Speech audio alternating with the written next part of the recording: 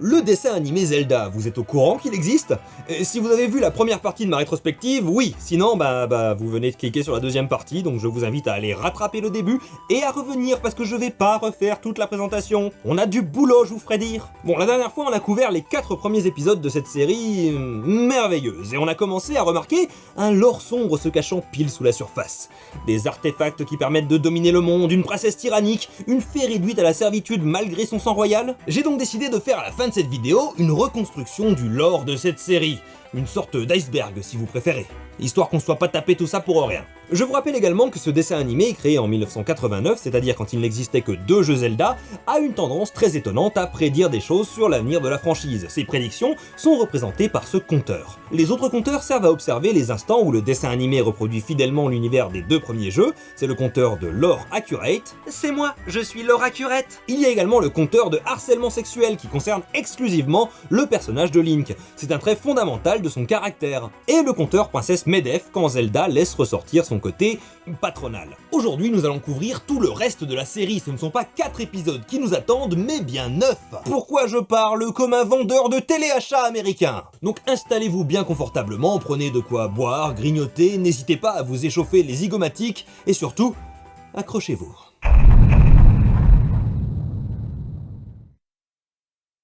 On attaque immédiatement avec une nouvelle voix pour Zelda, celle de Brigitte Morizan. Et en tant que collègue, je vais essayer d'être bienveillant, mais clairement, la comédienne n'est pas aussi à l'aise sur le rôle que peuvent l'être Céline Monsara ou Virginie Ledieu.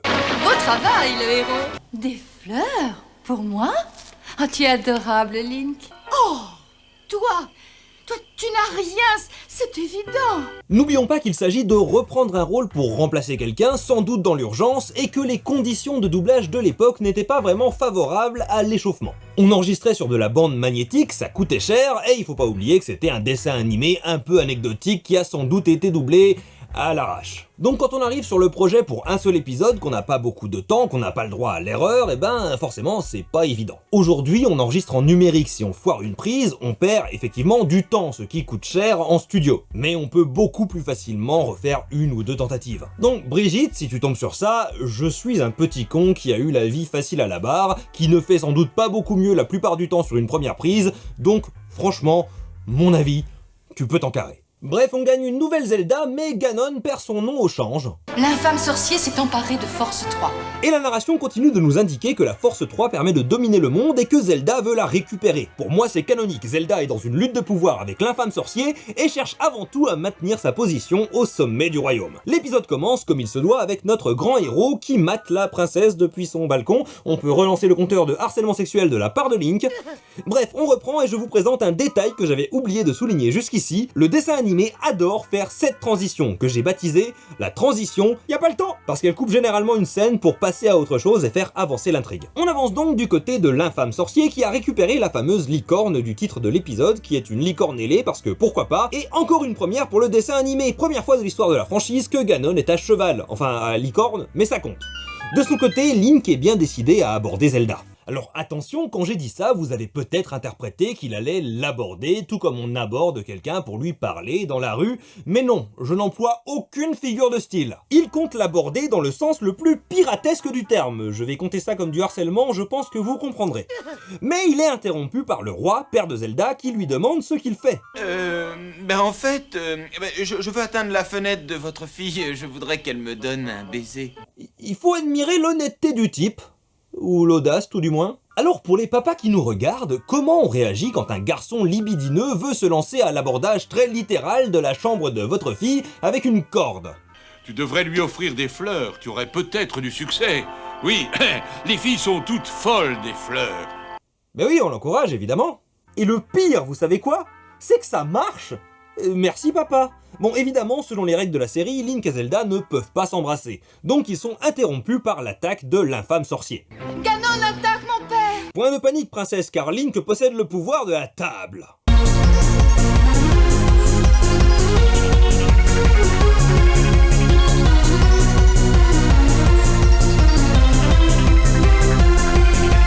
Le roi est donc attaqué par ces petits gargouilles qui sont des ennemis lore accurate de Zelda 1. Malgré les efforts de Link, Ganon enlève le roi. Adieu le beau héros! Le beau héros? Est-ce que Ganon veut Link? Ce dernier, dans une tentative héroïque bien qu'ambitieuse, se retrouve suspendu à la licorne, ce qui est évidemment pour Zelda une preuve de plus de son manque d'investissement au sein de l'entreprise. Mais oui, mais moi je ne demande que ça. Sous la pression de sa hiérarchie, Link est donc soumis à un plan social et tombe. Attention, réplique cinglante du roi. Entre nous, je ne trouve pas ça des plus civilisés.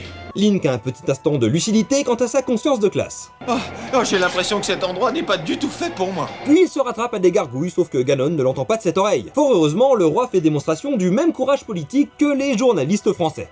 Vraiment, je trouve ça d'une impolitesse rare. En vrai, il est un petit peu hilarant. Mais attention, j'ai peut-être dit que le dessin animé était visionnaire sur l'avenir de la franchise Zelda, mais j'ai peut-être pas précisé qu'il était également en avance sur toute l'industrie du jeu vidéo. Parce que là, c'est Assassin's Creed qui se retrouve mis à l'amende par le saut de la foi de Link dans une charrette de paille. Notez qu'une chute de 500 mètres n'empêche pas Link de harceler Zelda. S'engage alors une négociation typique entre salariés et employeurs. Très franchement, ça ne me faisait pas plaisir de mourir. Zelda se demande alors où diable Ganon a bien pu trouver une licorne. Et transition, y a pas le temps. Cette licorne volante est la meilleure prise de toute ma vie de monstre horrible. Waouh, comment ça Ganon? C'est pas une façon de parler de soi-même, hein. Il est temps pour toi d'apprendre un petit peu de self-love. Répète après moi. Je ne suis pas un monstre horrible. Je mérite l'amour et le respect. Ma valeur ne dépend pas de ma capacité à voler un diamant magique. Bref, on a également la confirmation que le roi d'Hyrule du dessin animé s'appelle bien Arquinian. Aujourd'hui, le roi Arquignan est entre mes mains. J'ai déjà compté la dernière fois que c'était une anticipation du glorieux roi Arquinian. Mon petit. Et ça fait toujours plaisir à entendre. Ce qui fait également plaisir à entendre, c'est l'absence totale de respect pour Link. Zelda et... Link, oui, c'est ça, Link. J'oublie toujours son nom, celui-là. Oh, et déjà qu'il le paye et qu'il lui donne des conseils pour harceler sa fille, il va pas en plus retenir son nom. Le roi est emmené dans une salle qui va lentement s'activer pour le tuer au bout d'un moment, mais clairement pas assez longtemps pour être sauvé à la dernière minute par les héros. Si, on vous jure. Doit y avoir une entreprise qui construit spécifiquement ces salles pour les dessins animés du samedi matin et les films James Bond. Et attention, en tant qu'acteur, je trouvais intéressant de vous montrer cette magnifique démonstration d'une technique de jeu assez répandue et assez importante qui s'appelle ne pas être assez payé pour s'emmerder à jouer l'émotion de la scène. Pourvu que Zelda et Link trouvent un moyen de me tirer de ce mauvais pas. Transition, y a pas le temps, Zelda et Link rejoignent les souterrains. Et Zelda se comporte exactement comme le MEDEF quand on lui dit de ne surtout pas toucher au statut d'intermittent du spectacle. Et ne touche pas au statut. Pourquoi? Donc, ces versions géantes de ce que les épisodes précédents avaient appelé des robots semblent être la version du dessin animé des Armos, ces statues qui prennent vie quand on les touche. En tout cas, ce n'est pas très lore accurate. Désolé Laura. C'est pas grave. Et attention, Zelda préchote le saut périlleux arrière pour esquiver de Ocarina of Time. Je vous laisse également profiter d'un pur instant doublage de dessin animé des années 80. Lâche-moi tout de suite, tête de pioche. Oh, mais ça fait mal. Zelda sauve Link avec son arc, Link sauve Zelda avec son épée. Alors il lui demande de l'embrasser dans un moment inapproprié, mais... Embrasse-moi. C'est ce que je comptais faire. Elle exprime un consentement clair, donc je ne le compte pas, mais le sol s'ouvre sous leurs pieds. Ils se retrouvent dans une autre pièce avec d'autres monstres, et peut-être que j'abuse, mais c'est un pré-shot du fait de tomber d'un niveau dans un donjon, ce qui n'arrivera dans les jeux qu'en 1991, avec A Link to the Past. Ils affrontent des Stalfos, mais Zelda ne peut rien faire parce que... J'ai laissé mon arc dans l'autre pièce. Fort heureusement, ils sont sauvés par l'intervention de... Scorpion de Mortal Kombat. Get over here! Qui les attaque également. Zelda neutralise l'adversaire de façon... on va dire que c'est le cas rare où un mage réussit un jet d'athlétisme en opposition face à un roublard. Et c'est une femme, donc comme il se doit... Qu'est-ce qui se passe? Un rêve qui se réalise. Mais cette phrase de prédateur? Son rêve, c'est d'avoir une femme à sa merci? Je ne sais pas si c'est raciste, ça a l'air raciste, hein. C'est mieux que Ching Chong, hein, mais vraiment de pas beaucoup. Bref, elle ne parle pas la langue, alors Zelda va essayer de communiquer plutôt que de laisser Link niquer. Transition, y a pas le temps. Ganon refuse de croire en des concepts aussi absurdes que la gravité et prévient le roi que la salle va le tuer d'une minute à l'autre. Très bientôt. Ça ne saurait tarder. Le roi lui dit que Zelda ne cédera pas à son chantage. Transition, y a vraiment pas le temps. Zelda a traduit hors champ, ce qui est très pratique, et on apprend que la ninja s'appelle Sing et que Ganon lui a volé sa licorne. Et attention, voilà la façon la plus nonchalante dont quelqu'un n'a jamais décidé d'utiliser une bombe. Nous aussi, nous voulons récupérer quelqu'un. Il crée un passage dans le mur avec cette bombe comme dans le premier jeu. Ganon annonce alors « Il ne te reste plus que quelques secondes !» Et comme je suis un tout petit peu taquin, je mets le timecode de l'épisode à partir de maintenant pour que vous constatiez bien les quelques secondes en question. Dehors, Link affronte des Linel, un bleu et un orange comme dans le premier jeu. Puis il récupère la flûte, Un sifflet magique. le sifflet magique, item du premier jeu. Et c'est le moment de vous rappeler que d'après l'un des scénaristes, les scènes d'action du dessin animé sont inspirées directement des parties de Donjons et Dragons des auteurs. Parce que là, Sing saute par-dessus les gardes qui se pètent la gueule parce qu'ils ont clairement fait un échec critique, il n'y a aucune autre raison valable. Arrive alors un robot et cette merveille de timing comique.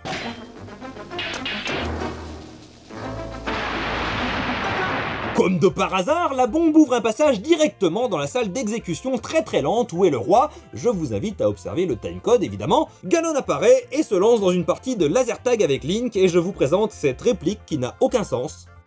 Attention, Ganon, tu vas bientôt manquer d'énergie. Oh, pauvre ami, tu ne fais pas attention à ce que tu dis.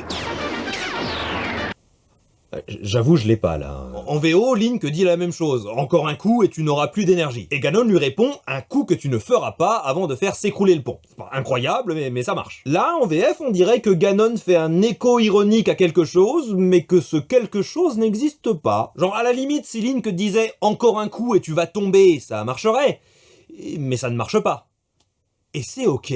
Bref, le dessin animé ne déroge pas à la loi du pont suspendu qui dit que dans toute œuvre de fiction, s'il y a un pont suspendu qui apparaît, il doit s'effondrer. Heureusement, Zelda one-shot Ganon. J'en ai assez.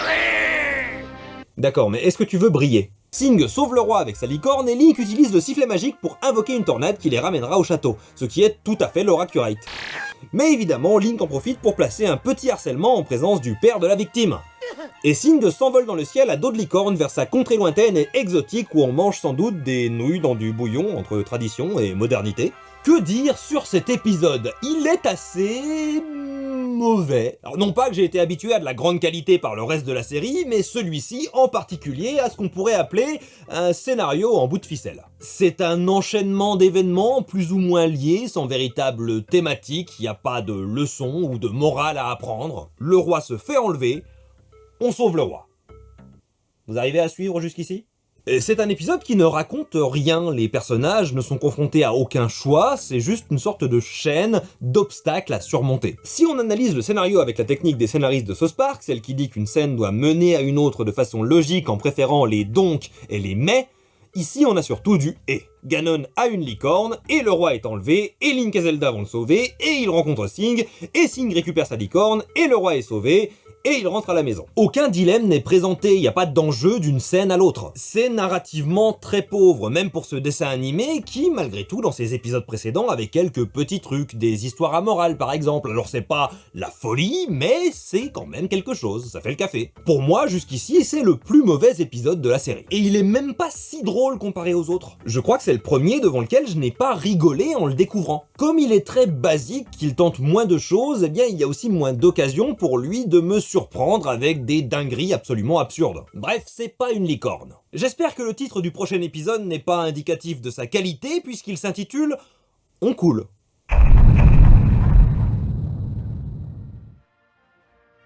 Céline Monsara est de retour sur Zelda, et si vous vous demandez pourquoi je précise la comédienne à chaque fois, c'est pour permettre à la page Wikipédia d'enfin compléter ces informations. Parce que ça me tend ces trous là, vous pouvez utiliser cette vidéo comme source. Ma source à moi, c'est mes oreilles. On apprend dans la narration du début, qui change encore, que...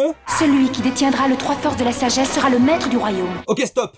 Détenir le 3 forces de la sagesse permet d'être maître du royaume. Qui détient la 3 forces de la sagesse ? Zelda et son père. Donc la légitimité du trône tiendrait de leur possession de cet objet magique. On a ici plus d'indices du lore sombre qui se cache sous la surface. Pourquoi le royaume des lutins et sa princesse Esprit seraient subordonnés de la famille royale? Par la possession d'un artefact magique au pouvoir encore vague? Pourquoi sous-traiter la défense de cet artefact à un mercenaire étranger? Car je le rappelle, les épisodes précédents ont clairement établi que Link n'était pas un sujet du roi, qu'il venait d'un autre royaume, et qu'on lui a confié la mission exclusive de la garde du Force 3 de la sagesse, au point où il dort dans la pièce où l'artefact est gardé, avec tout son linge sale. Mais est-ce que Link est le seul à avoir du linge sale dans cette affaire? Est-ce qu'il aurait été engagé pour cacher à la cour l'existence de cet artefact? Et donc le pouvoir de Zelda et du roi serait une pure manipulation magique, un complot dont les généraux ne seraient même pas au courant, ce qui expliquerait le fait que les gardes n'interviennent jamais dans la protection du Force 3 de la sagesse. Est-ce que j'extrapole des traductions hasardeuses de la VF pour justifier une miniature et un titre aguicheur à ma vidéo parce que je sais que sinon personne ne cliquera dessus? Une chose est certaine, de sombres machinations se cachent juste sous la surface. Et je compte bien les révéler. Mais en attendant, Link a encore changé sa catchphrase du générique. Oh, excuse-moi. Personne n'est parfait, princesse. L'épisode commence donc avec Link qui emmène Zelda dans un endroit fabuleux qu'il a découvert pour un romantique petit pique-nique.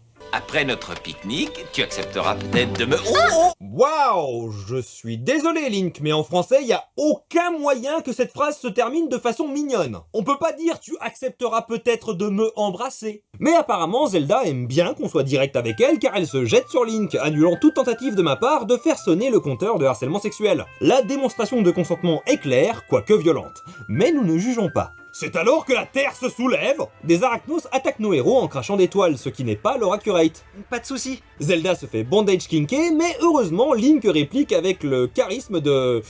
François Bayrou. Pas si vite, les monstres. Au cours de la bagarre, le sang royal de Zelda réveille l'esprit français de l'univers et par la force des choses, elle se retrouve sur le point d'être guillotinée. Mais Link, ennemi de la révolution et traître à sa classe, la sauve. Il en est évidemment tout de suite bien puni par la reconnaissance de la princesse Medef. Pauvre idiot! J'aurais pu tomber dans cet abîme pendant que tu jouais avec ces araignées! Il tente à nouveau de demander un baiser et Zelda accepte, remarquant que la présence de Cupidon augure une atmosphère romantique. Et Cupidon existe dans cet univers, ce qui veut dire que le dieu romain Eros existe aussi, ce qui signifie que l'Empire romain existe ou a existé. Pensez-y, quotidiennement. Une fois n'est pas coutume, Zelda, elle veut. Mais Cupidon disparaît alors sous terre, ce qui pète le mood. Et comment voulez-vous qu'on se galoche s'il n'y a pas un bébé potelé avec un arc qui nous fixe? Transition confusion, et on retrouve un gorilla, un ennemi du premier jeu, tout à fait lore accurate, jusqu'à la couleur. Alors oui, ça s'appelle des gorillas, mais ça ne ressemble pas à des gorilles, on dirait plus des espèces de bandicoots. On attend plus d'infos pour savoir s'ils crachent également. Le gorilla donc nous raconte avoir trouvé l'aimant diabolique sur les ordres de Ganon. Alors je sais, les doublages des dessins animés des années 80 aimaient beaucoup les mots satanique ou diabolique en synonyme de maléfique ou malfaisant. Mais je ne passerai pas à côté de cette occasion pour considérer que le diable existe dans le lore de ce dessin animé et qu'il a fabriqué un aimant. On ne juge pas les hobbies des gens. Ganon fait une petite apparition en coup de vent pour bully le gorilla, et attention, révélation! Il était enterré dans la grotte la plus profonde du monde, qui est Stère. Sainte Marie, Mère de Dieu, appelez la presse! Le monde doit savoir. Ganon nous apprend que l'aimant diabolique est... Une des plus terribles créations d'un sorcier des temps antiques. Source, t'inquiète frère. Mais où sont ces deux idiots de Link et de Zelda?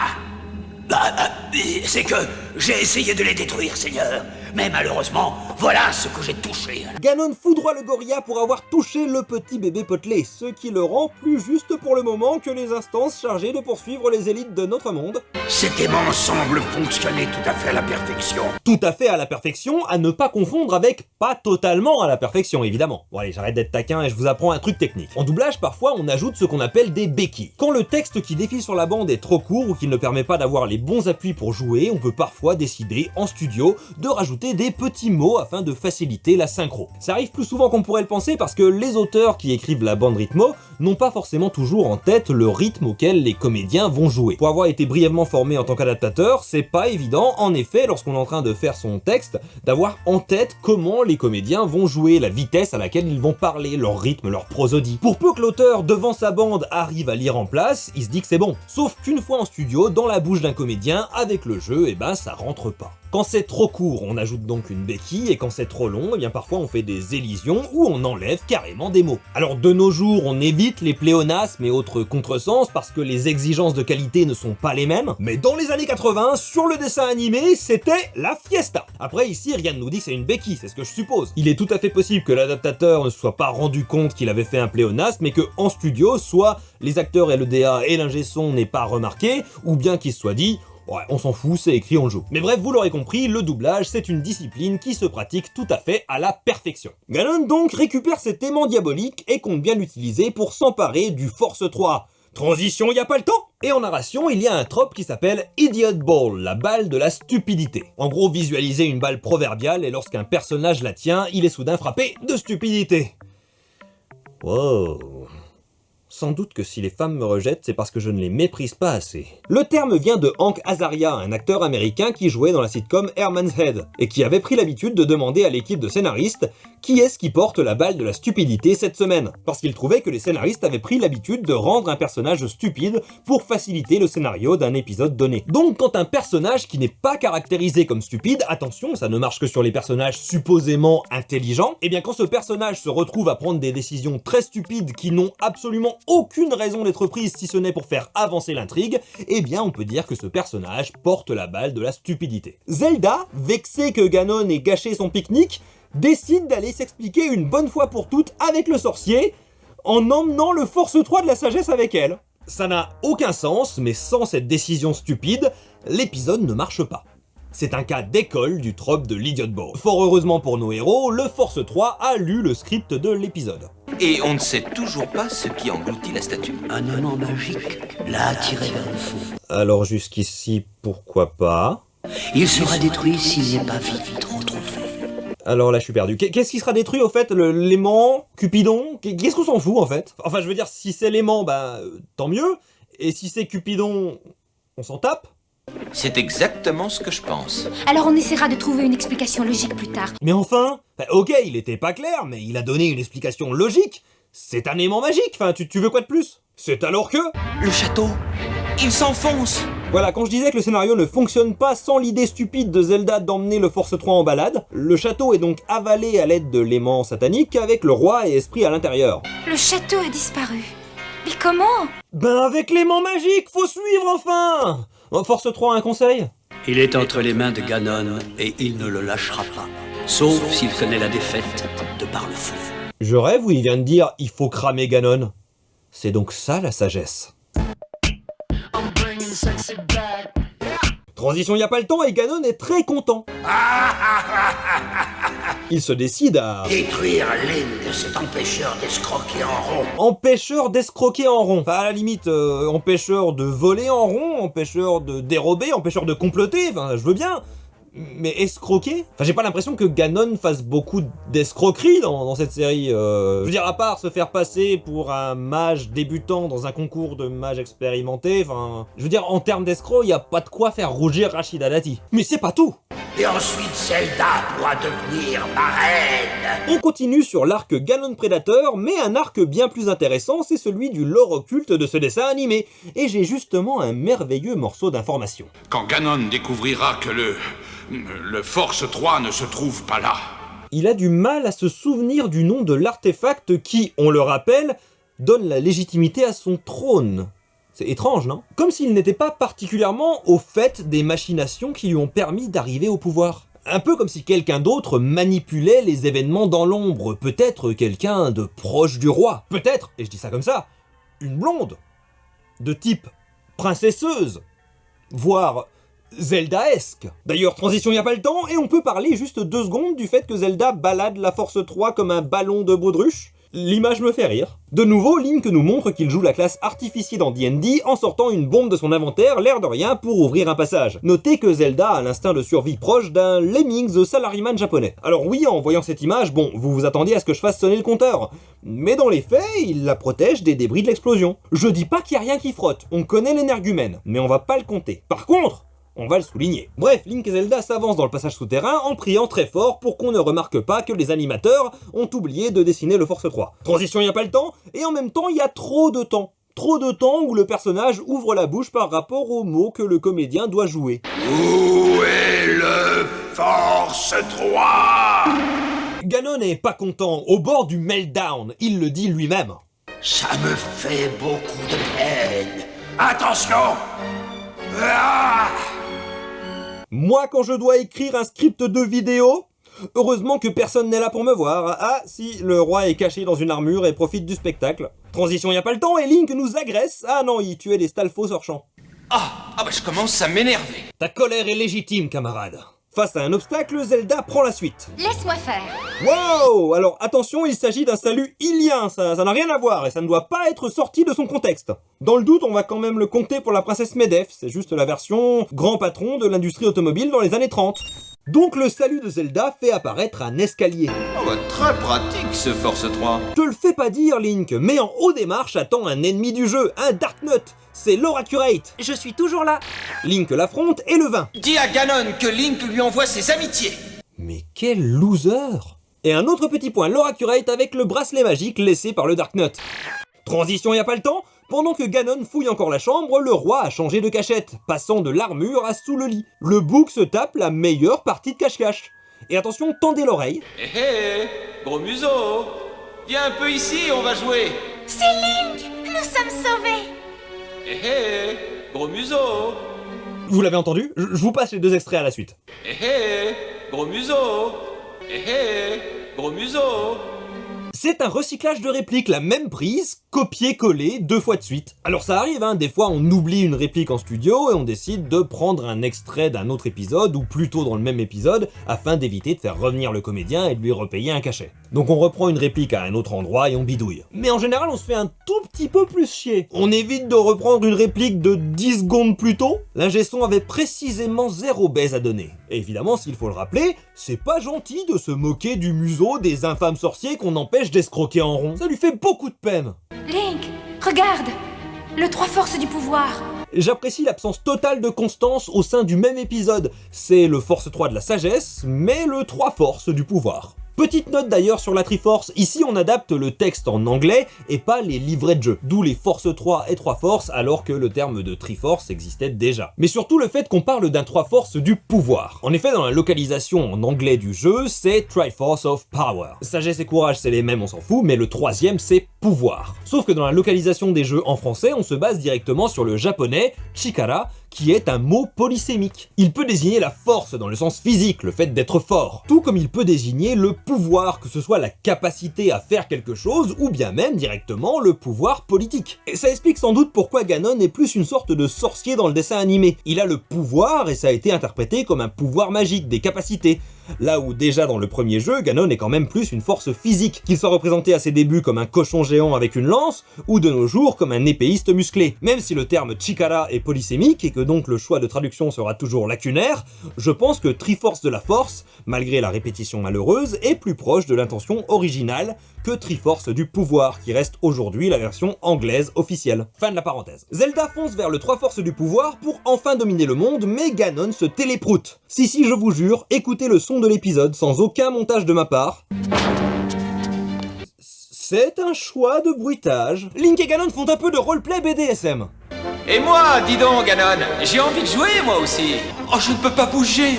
Pourquoi il est si kinky? Voyant son sub se faire d'homme par un autre, Zelda est furieuse et elle utilise la force. Non!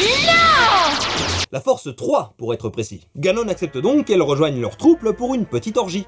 Je vais te montrer comment il faut s'en servir. Approche. Elle dit à Link d'utiliser le bracelet magique et ce dernier préchote les voix de tutoriel de jeux vidéo dans les années 2000. Avec ce bracelet magique, on a une super force pendant 1 minute. À ça de nous dire d'appuyer sur A pour l'utiliser. Link se libère donc. Aussi. Mais vous allez arrêter de flirter enfin? Il envoie Ganon valser, le faisant tomber pile sur l'aimant qui s'aligne pile avec le château et qui s'active pile bien pour le remettre à sa place. Et ils disent qu'Oda est un maître du scénario. Ignorant. Zelda est bien décidée à récupérer le Force 3 du pouvoir pour dominer le monde, mais Link, pour une fois, a un tout petit peu de conscience de classe et l'en empêche. Le château remonte et l'aimant explose. Ah ben le Force 3 de la sagesse avait prévenu qu'on allait purifier Ganon par les flammes. Tout est bien qui finit bien, Link demande comme à son habitude un baiser. Je suppose, si tu insistes vraiment. Ah, même le roi y veut. Ce qui préchote le fait que Link est aussi un aimant à mec dans la franchise. Ainsi se termine l'épisode 6, un épisode qui se tient franchement sur la soudaine stupidité de Zelda. Il se tient donc plutôt bancalement. Sortir le Force 3 pour l'emmener à Ganon, sauf que du coup Ganon ne le récupère pas en ensevelissant le château, Mais du coup, on va dans le château pour lui emmener sous terre. On est sur un niveau de rien à foutre assez élevé. J'ai préféré cet épisode par rapport au précédent parce qu'il a le mérite d'être assez drôle.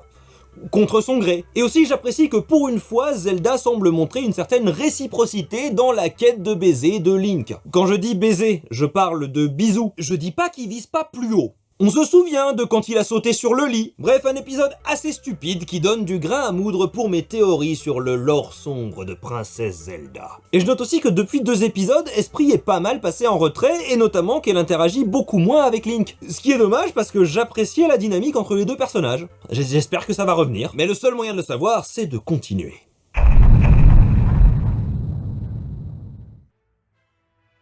L'épisode 7 s'intitule Le Miroir Magique, ce qui est la première apparition d'un miroir magique dans l'univers Zelda avant A Link to the Past et bien avant Twilight Princess. On retrouve Céline Monsara sur Zelda, dans cet épisode obtenir les 2 forces 3 rend surpuissant au lieu de donner le pouvoir sur le royaume. Je pense que c'est une campagne de propagande de Zelda qui propage des fake news pour assurer sa domination, telle une milliardaire possédant les médias. Dessin animé de wokistes là. On attaque direct avec un Moline qui escalade le donjon, 2 boomerangs dans la bouche en mode commando et c'est... très... long... Ok, c'est bon. Link est en train de s'entraîner et j'ai été surpris de voir que les animateurs se sont payés le luxe d'ajouter son ombre. En animation, surtout pour la télé, s'il n'y a pas besoin d'ombre pour indiquer un contact avec une surface, généralement, on s'embête pas à en animer une. Au début, je me suis dit que c'était peut-être un élément qui reviendrait dans l'épisode lié au miroir magique, et donc potentiellement une référence à Dark Link. Ce qui, attention, n'aurait pas été visionnaire, mais lore accurate, puisque Dark Link apparaissait dans Zelda 2. Mais non, je vous spoil, mais l'ombre de Link n'aura aucun rôle dans le récit, les animateurs avaient juste envie de faire des heures sup, ou y ont été forcés par le même manager chiant qui voulait imposer le Excuse Me Princess. Link se débarrasse du Moline et obtient l'anneau bleu, un item du premier jeu, n'est-ce pas lore accurate? Tout à fait. D'ailleurs, il réussit son jet d'arcane et identifie immédiatement les effets de l'anneau. Bravo! Transition, y a le temps pour changer, et on retrouve Ganon qui décide de changer de stratégie en utilisant le point faible de Link. Zelda. Il crée un miroir magique qu'il envoie dans la chambre de la princesse, c'est vraiment à se demander quelles sont les limites de ses pouvoirs et comment il a pas réussi à s'emparer du Force 3 depuis tout ce temps, mais bref, Esprit débarque dans la chambre de Zelda avec la vigilance d'un latino électeur de Trump, trouvant que ce nouveau miroir apparu sans explication dans la chambre de la princesse n'est pas du tout suspect. C'est alors que Zelda arrive en se plaignant de la façon dont Esprit a repassé son chemisier, ce qui fait évidemment un point princesse Medef.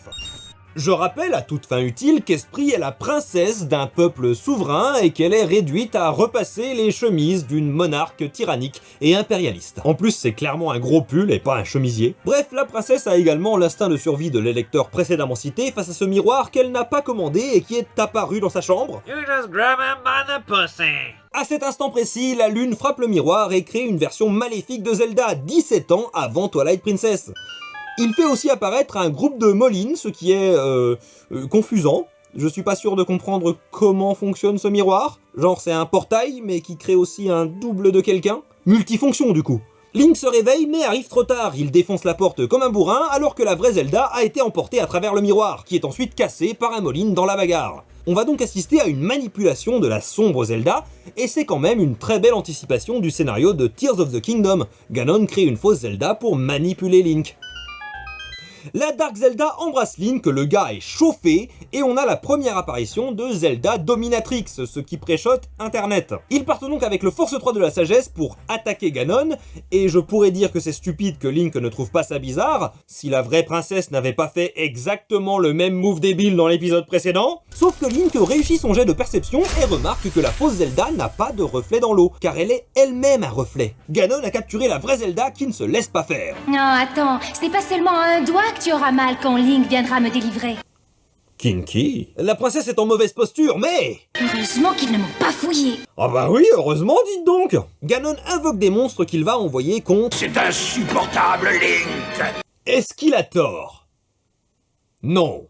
L'insupportable Link arrive donc dans le monde souterrain avec la fausse Zelda. Alors, il sait que c'est pas elle, ça l'empêche pas de se laisser embrasser par ce monstre qui utilise son image. Si Link existait aujourd'hui, ce serait le genre de loser à faire des deepfakes de ses proches. Et le pire, c'est qu'il en perd son français. Ça y est, ça va se compliquer.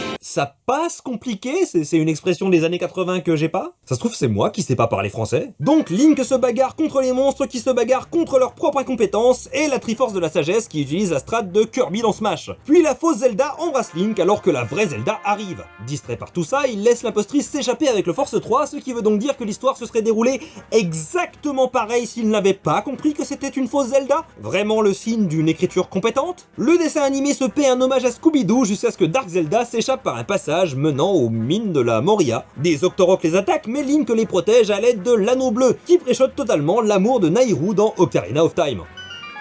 Zelda profite de l'occasion, qui n'est pas forcément la meilleure, mais en même temps on sait qu'il en a besoin, pour lui expliquer le consentement. Je te défends de me prendre dans tes bras sans me l'avoir demandé avant. Puis Zelda emprunte la technique de Shiryu pour embarquer son double maléfique, et elles tombent toutes les deux dans du colorant pour tissu, une mare à quiproquo de chipos pour scénario en manque d'imagination. Il faut donc que Link les départage, maintenant que la méchante n'est plus identifiable par ses vêtements noirs. N'oubliez jamais que les gens qui s'habillent en noir sont des méchants. Heureusement, notre héros prouve qu'il sait allier intelligence et harcèlement sexuel, demandant des baisers aux deux Zelda, et le refus de la vraie permet de l'identifier.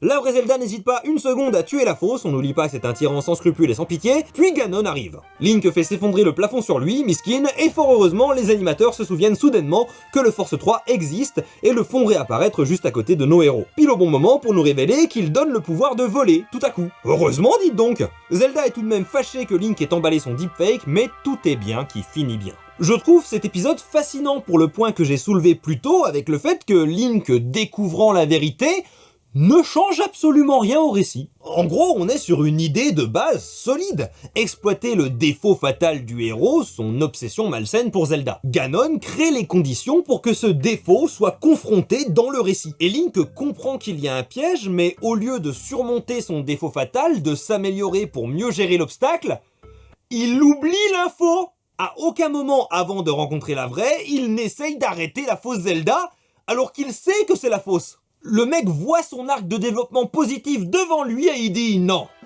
Je veux une langue dans ma bouche. N'importe laquelle fera l'affaire. On a rarement dans ce dessin animé des pistes comme ça, des opportunités de voir les personnages se développer. Mais il y a un truc fascinant dans le fait de voir la piste être posée, puis complètement ignorée. T'imagines s'il se passait ça? Eh ben non. C'en est presque admirable. Presque. Le labyrinthe souterrain, c'est le titre de l'épisode 8 dans lequel on retrouve Céline Mansara sur Zelda. Au beau milieu de la nuit, Link est pris d'une crise de somnambulisme qui le pousse à prendre son arc, viser la princesse. Oh mon dieu, la révolution, l'esprit inconscient du prolétariat qui se réveille et... Ah non, c'est juste une autre tentative d'agression sexuelle. Le gars est un prédateur jusque dans son sommeil, c'est merveilleux. Zelda n'a clairement jamais entendu dire qu'il ne fallait pas réveiller quelqu'un en pleine crise de somnambulisme et lui envoie un verre à la tronche. Bon alors, fort heureusement, ce soir-là, Zelda veut. Mais c'est sans compter sur une attaque de gargouille moche. Cependant, Link n'est pas inquiet. Oh, c'est impossible! Le Force 3 est trop lourd pour qu'elle le porte! Sauf si elles le font exploser. Non, rien, c'est... juste... Les monstres font donc exploser la Triforce en 3 fragments, ce qui est lore accurate. C'est même la base de la quête principale du premier jeu. Merci Laura. Link est propulsé par l'explosion, mais Zelda le sauve, non sans une petite dose de critique managériale constructive. Tu as fini de perdre ton temps. Et attention, nouvelle pépite de doublage des années 80. Ça marche, ça marche. Le Force 3 est en 3 éléments. Nous pouvons l'emporter. Alors oui, pour une raison qui m'échappe, l'épisode parle d'éléments pour désigner les fragments. C'est pas que c'est faux, ce sont effectivement les éléments constituants d'un tout. C'est juste que... c'est idiomatiquement bancal. Ok, un idiome, c'est une expression figée, une habitude de langage partagée par de nombreux locuteurs qui crée un confort. C'est ce qui fait par exemple que l'on va dire c'est un bel homme plutôt que c'est un homme beau. Alors qu'en français, l'adjectif après le nom, c'est généralement considéré comme la syntaxe correcte. Un homme beau, c'est correct d'un point de vue de la syntaxe, mais ça sonne bizarre. Quand on casse quelque chose, on va plutôt avoir tendance à dire qu'il est en fragments ou en morceaux, et pas en éléments. Encore une fois, c'est pas faux. C'est juste pas idiomatique. C'est pas confortable. Mais dans cet épisode, on ne parlera pas des fragments de la Triforce, mais des éléments du Force 3. Et tant pis si ça dérange. Link va réussir à rattraper l'un des 3 éléments, mais les monstres en emportent 2. Attention, je vais demander au prud'homme de se boucher les oreilles et de fermer les yeux. Dépêche-toi, rattrape-les. Fort heureusement, Zelda a une avance de 19 ans sur le jeu Portal et réussit donc à faire tomber les éléments du Force 3 des griffes des monstres. L'un tombe dans un environnement de flammes et l'autre dans un environnement d'eau. Et excusez-moi, mais une quête où il faut récupérer des items magiques dans des lieux associés à des éléments, c'est tous les jeux Zelda à partir d'Ocarina of Time. Link est tellement choqué par ce pré-shot qu'il en perd ses sourcils. Ganon est chonchon que les gargouilles rentrent bredouille. On sait qu'il est chonchon parce qu'il abuse de sa téléportation. Link et Zelda partent à l'aventure jusqu'à une mare que Zelda vide à l'aide d'un sort de tirage de chasse. Tu viens, Link? Je comprends pourquoi je n'ai jamais rien pêché ici. Pré-shot de Link qui pêche avant Link's Awakening. Une fois dans le monde souterrain, il confie des boomerangs à Zelda. Ganon chonchonne. Il est si goofy. Et il invoque des bestioles pour intercepter ses ennemis. Zelda s'oriente dans le labyrinthe souterrain à l'aide d'une boussole, c'est Lore Accurate. Il se retrouve face à des serpents et coup de pied retourné. Puis le dessin animé nous donne encore des raisons de penser que quelqu'un dans l'équipe avait un kink de bondage. Honnêtement, ça arrive tellement souvent que j'aurais pu faire un compteur. Puis Zelda touche 2 cibles différentes avec le boomerang, ce qui ne sera possible dans les jeux qu'à partir de The Wind Waker. Les ennemis droppent des bombes en loot, puis nos héros atteignent Les chutes de l'enfer. Pour récupérer l'élément, Zelda a une très bonne idée. Plonge et rapporte-le. Zelda est fidèle à elle-même. Link aussi, du coup. Imbécile. Dans cette ambiance professionnelle délétère, Zelda pousse Link qui trouve l'élément et se fait attaquer par une licorne aquatique. Non mais si on considère que c'est du D&D, c'est la table des rencontres, c'est tout à fait logique. Zelda réagit en balançant une bombe qui, fort heureusement, n'affecte que le monstre. Et attention, voici un rare exemple de harcèlement sexuel nonchalant. Enfin, j'ai retrouvé l'élément du Force 3. Embrasse-moi. Transition, y a pas le temps et on arrive dans la grotte de flammes. Un Gypdos les attaque, la table des rencontres est bien en service aujourd'hui. Link sauve Zelda qui réagit. Alors, tu as vu comme je m'en suis sorti? Mais en fait, tu ne peux pas parler un peu moins fort. Ah bah on doit être après 22 heures, hein, tu connais. Mais ne reste pas planté là comme ça. Link s'élance, se protégeant des flammes avec son bouclier de bois, ce qui est un anti-pré-shot d'Ocarina of Time. Il récupère Le dernier élément du Force 3. mais Ganon arrive. Link lui jette l'élément bouillant avant de l'envoyer à Zelda qui réunit le Force 3. Link affronte Ganon et clairement il a chopé une compétence pour voir les PV restants des ennemis. Attention, Ganon. Encore un coup et tu n'existes plus. Link s'échappe en surfant sur son bouclier, pré-shot non seulement de Twilight Princess, mais aussi de Legolas dans la trilogie de Peter Jackson.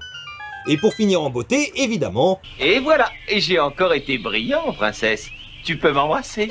Oh, non, surtout pas. Ganon a perdu, tout est bien qui finit bien, vous commencez à connaître la chanson. Bon alors cet épisode, c'est du hockey tiers. L'histoire est simple, rien de foufou. On traverse différents décors, les personnages restent fidèles à eux-mêmes. Mais on note quand même que Zelda est vachement plus tyrannique avec Link quand elle sent que le Force 3 lui échappe. Comme s'il était un peu tendu que son pouvoir illégitime s'évanouisse. Bon, j'ai pas grand chose à dire de plus, c'est un épisode très basique, ni particulièrement intéressant, ni suffisamment mauvais pour en tirer des leçons d'écriture. Des fois c'est comme ça. Alors passons à la suite.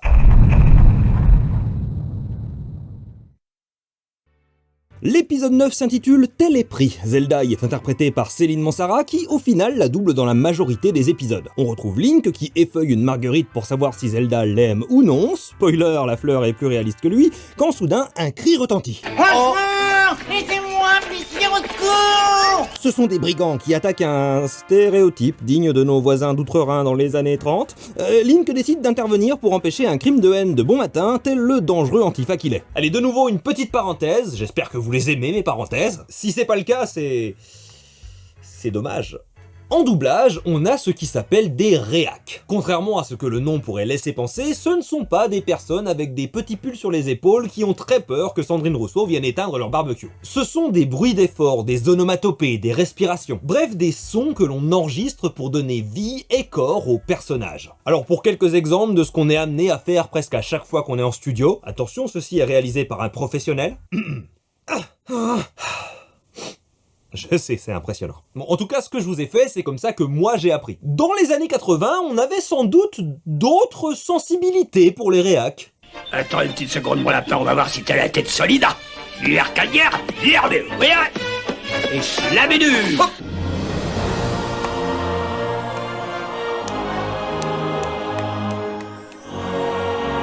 Non, personne d'autre? Vraiment? Bon, je pense qu'on peut noter Schlabudu comme l'ancêtre direct de Squalala. Squalala, nous sommes partis. L'affrontement anticipe également la mécanique de gameplay la plus détestée de Breath of the Wild, les armes qui cassent. Après avoir vaincu les brutes, Link est récompensé par le marchand qui lui offre une cimeterre, première fois que Link utilise ce type d'épée jusqu'à Breath of the Wild également. Mais voilà qu'un terrible problème se pose. Comment est-ce que Link va bien pouvoir porter 2 épées à sa ceinture? Ah, si seulement il possédait une sorte de sac magique capable de réduire la taille des objets pour plus facilement les transporter, ou bien, je sais pas, une seconde main? Sans solution à ce problème impossible, le moche marchand lui propose d'échanger son glaive contre la cimeterre. Link hésite, mais le marchand lui explique que la cimeterre rend son porteur absolument irrésistible. Notre héros accepte donc de se séparer de son glaive, ce qui n'est sans doute pas du tout un piège, n'est-ce pas? Oh là là, il s'avère que les brigands étaient dans le coup et que tout ça avait été prévu par le marchand. Link est déjà parti à la rescousse de Zelda qui est poursuivi par des yeux volants. J'avoue, je me souviens pas de ses ennemis dans les 2 premiers jeux. Ton héros vient te défendre. Il ferait mieux de me parler, d'agir un peu plus, le héros. Évidemment, au premier coup, la cimeterre se brise et Link se fait bolos. C'est là que Ganon arrive et les capture. Zelda lui reproche sa défaite et Link est si choqué qu'il en repère ses sourcils. Le moche marchand arrive et propose à Ganon de lui vendre le glaive de Link, mais comme le marchand est avare et cupide... Non, alors, oui, je vois le souci. Je tiens à dire que je ne fais que regarder l'épisode, c'est pas moi qui l'ai écrit, c'est pas moi qui ai designé ce personnage, ne tirez pas sur le messager. Et bref, les négociations se passent mal, Ganon récupère le glaive et c'est la première fois que Ganon manie une épée jusqu'à Ocarina of Time. Le marchand est donc envoyé à la mort avec Zelda et Link. Cette première se lamente de leur situation et lui... C'est nous qui allons être dévorés, je vous le rappelle. Embrasse-moi, allez. Ils sont amenés à Goma qui va les dévorer, mais Link dépouille le marchand en quête d'armes. Puis, comme un pied de nez aux gens qui, comme moi, se sont demandé pourquoi Link n'avait pas utilisé son inventaire pour emporter la cimeterre, il sort un boomerang de son inventaire. Pendant que le marchand passe un niveau de roublard en crochetant la porte, nos héros affrontent Goma. Tu vois, on a réussi. On s'embrasse alors. Oh, mais tais-toi, tu seras gentil de ne plus me demander ça. Voilà donc une expression claire et en pleine conscience d'une limite posée. Si seulement Link était capable de le comprendre. Le marchand réussit à ouvrir la porte, prêt à trahir nos héros par pure fourberie. Encore une fois, c'est l'épisode, laissez-moi tranquille. Puis ils se rendent au château afin de demander l'aide de Force 3, coach en développement personnel. Quand la magie ne suffit plus, il faut combattre le mal avec des armes que fournit la nature. Oui, c'est pas clair. Heureusement, Esprit traduit pour Link. Ben oui, j'ai compris. Puisque Ganon dispose naturellement de pouvoirs magiques supérieurs aux nôtres, il faut complètement oublier la magie et chercher l'aide de la nature. Comme des abeilles ou bien des insectes? Mais oui, c'est ça. Mais c'est complètement con! Et pourtant, c'est ce qu'ils font. Ils vont capturer des abeilles et des fourmis. Vous savez ce qui est con aussi? Cette réplique. Il arrive! Alors j'ai 2 théories. Premièrement, que Ganon est censé dire « j'arrive » et que ça a été mal lu par le comédien. Deuxièmement, que c'est une erreur d'attribution. C'est une réplique de Link, mais l'adaptateur a écrit Ganon parce qu'il a peut-être eu l'impression que le personnage ouvrait la bouche. Et effectivement, si on vérifie en VO... c'est bien Link qui était censé dire « il arrive » quand Ganon arrive. Le marchand arrête Ganon pour lui offrir un cadeau. Et ce sont des abeilles, son point faible apparemment. Link en profite pour récupérer son épée, Zelda lui balance une ruche et Ganon le vit mal. J'en ai assez! Oui d'accord, mais est-ce que tu veux briller à travers la nuit? Ganon bat donc en retraite face à la menace des insectes. Zelda est tellement contente que ça ait fonctionné qu'elle s'emporte. On a réussi! Embrasse-moi! Le regret est immédiat. Link réalise alors que le marchand a disparu et qu'il est sans doute occupé à comploter. L'épisode! Pas moi! Le Force 3 a disparu, mais tout va bien. Zelda l'avait en réalité caché sous la pile de linge sale de Link, qui devient donc un fusil de Chekhov. Mon canon personnel, c'est que le Force 3 n'était pas caché, juste en train de sniffer les caleçons sales de Link. Ce kiffeur là. Le moche a donc volé un faux Force 3 qui est en réalité une boîte remplie de fourmis. Il est donc bien puni et chassé de la ville. Ah oui, tu es vraiment drôle. Non, vraiment, arrêtez de me regarder comme ça. Bon, en dehors de ce personnage aux inspirations malheureuses, cet épisode est plutôt...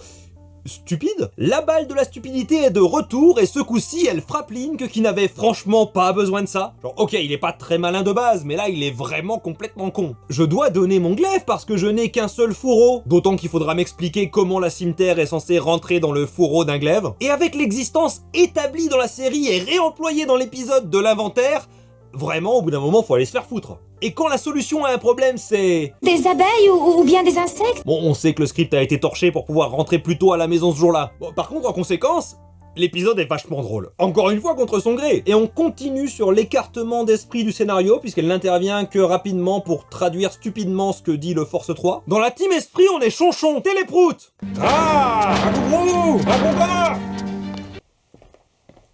Je suis payé pour faire ce métier. D'ailleurs, téléproutons-nous au prochain épisode.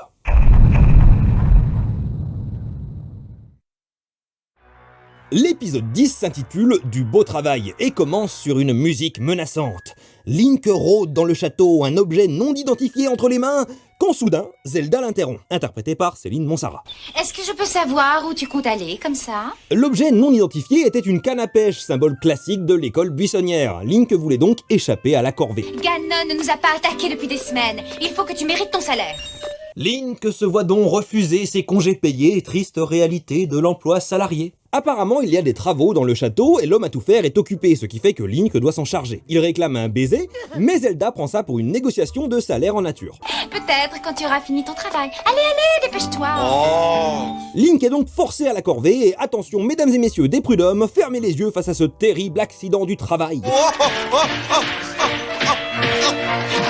C'est alors qu'un robot arrive, puis se casse, littéralement, pas figurativement. On rencontre alors le fameux homme à tout faire, Doof. C'est agent spécial Doofy aujourd'hui, Synth. Link réalise alors que cet inventeur pourrait soulager sa corvée. Toute invention qui permettra de moins travailler mérite le respect. Quand je vous disais que c'est le genre de type à faire des deepfakes, Doof utilise un sort pour assembler son robot, ce qui est précurseur de la magie dans Tears of the Kingdom. Et attention, voici un résumé très concis de comment l'IA a été inventée. Oh, mais ce n'est pas dangereux? Ça, aucune idée. À la surprise de toute personne ayant investi dans la technologie et d'absolument personne d'autre, le robot se met à faire n'importe quoi. Doof nous résume encore une fois très bien la situation. La preuve, ça n'a aucun intérêt. Mais comme tout bon tech bro, Link insiste et dit que ça va finir par marcher. Il suffit d'insister, encore et encore. Une philosophie qu'il applique régulièrement dans sa vie. C'est alors que les Molines infiltrent le château et cassent le robot. Link fait un maximum d'aura farming pendant le combat et nous avons ici la première apparition du filet à papillons dans la franchise avant A Link to the Past. Doof ranime son robot, Link vainc les Molines, mais la création s'en prend à lui, qui aurait pu prédire. Il perd conscience et horreur est réveillé par son N+1. Eh bien, une fois de plus, tu dormais au lieu de travailler. Voilà ce qui se passe. Link lui raconte ce qui s'est passé, mais souffre d'une petite marseillite aiguë. Il y avait des sbires de Ganon, 50 ou 60. Oui, et puis tu veux que je te croie aussi? Mais c'est la vérité. Enfin, en majorité. Et bah au moins il peut travailler comme journaliste sur une chaîne d'information en continu. Doof, qui n'est clairement pas un camarade, revient après tout ça. Oh, je me suis enfui, j'avais bien trop peur, ça a été plus fort que moi. Pour moi, c'est une preuve de la tyrannie que la princesse inflige à ses employés. Link, génie de son état, lui demande de fabriquer de faux Molines pour attaquer Zelda, afin qu'il puisse la sauver. Mais Zelda a tout entendu. Transition, y a pas le temps, et les Molines apprennent à Ganon qu'ils ont été battus. On s'est trouvé une fois de plus opposé avec ce misérable Link et il nous a battus. Ganon renvoie les Molines au château et révèle son plan. Utiliser un collier qui permet de contrôler la personne qui le porte. Il veut le mettre à Zelda pour l'épouser et devenir le souverain. Un plan qui prédate celui de Jafar en 1992, 3 ans plus tard. Zelda, ayant entendu le plan de Link, décide que si elle se fait attaquer par des sbires de Ganon, elle ne criera pas à l'aide. Voyez-vous venir le quiproquo qui est ici tissé d'une main de maître. Elle se laisse emporter tandis que Doof arrive avec son échec créatif, tel un vrai maître de l'IA générative. Le quiproquo de maître est donc résolu en 2 secondes chrono et Link fonce à la rescousse de Zelda en utilisant une bombe et son bouclier pour sauter. Alors attention, là c'est une strat de speedrun de Ocarina of Time. Ils ont même pré-shot les glitches de speedrun. Durant le combat, il donne également un coup de bouclier à un ennemi, ce qui ne sera possible dans les jeux qu'à partir de Twilight Princess en 2006.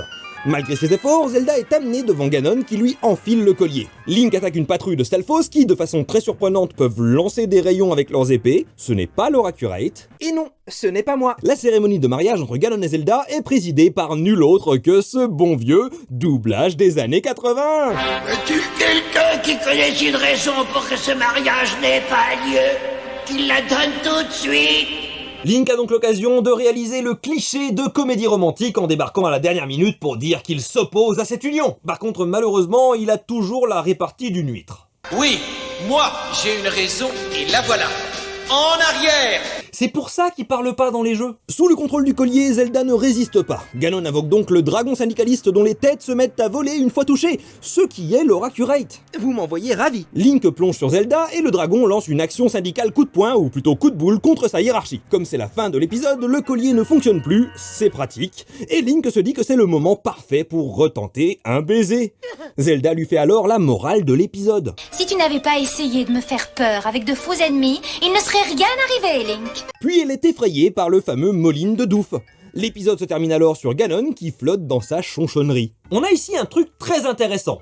Très raté, mais très intéressant. Le quiproquo, c'est un outil scénaristique omniprésent. Un moyen facile, certains pourraient même dire cliché, de générer du conflit et de la tension entre deux personnages. Alors oui, c'est surutilisé et les gens en ont marre. Mais ici, c'est surtout mal utilisé. Parce qu'on a un quiproquo avec le faux sbire et les vrais, mais qu'on ne fait rien avec. Genre Zelda aurait pu être kidnappé en croyant que les vrais sbires sont des faux, ce qui aurait empêché Link d'intervenir. Mais là, il intervient et elle se fait kidnapper quand même, alors que le quiproquo est réglé. Du coup, le quiproquo ne sert à rien. C'est pas le mensonge de Link qui mène à l'enlèvement de Zelda. À la limite, c'est son incompétence. Sauf que le récit ne nous parle pas de l'incompétence de Link. Le thème de l'épisode, c'est sa fainéantise. C'est ça qui le pousse à mentir et à demander à Douf de créer le faux sbire. Donc les conséquences de sa fainéantise pourraient mener à l'enlèvement, permettant à l'épisode d'avoir comme morale le fait qu'il ne faut pas être fainéant. C'est le niveau débutant du scénario de dessin animé pour enfants. Un défaut crée un problème, surmonter le problème nécessite de surmonter le défaut. Genre la patte patrouille est capable de le faire. Mais non, ici c'est juste des trucs balancés qui n'ont pas ou peu d'impact sur le récit. En vrai, c'est à se demander si les scénaristes n'avaient pas eux-mêmes la flemme d'écrire cet épisode. Peut-être qu'ils auraient préféré partir en vacances, aller pêcher ou se baigner. Et en parlant de baignade, allons regarder le prochain épisode.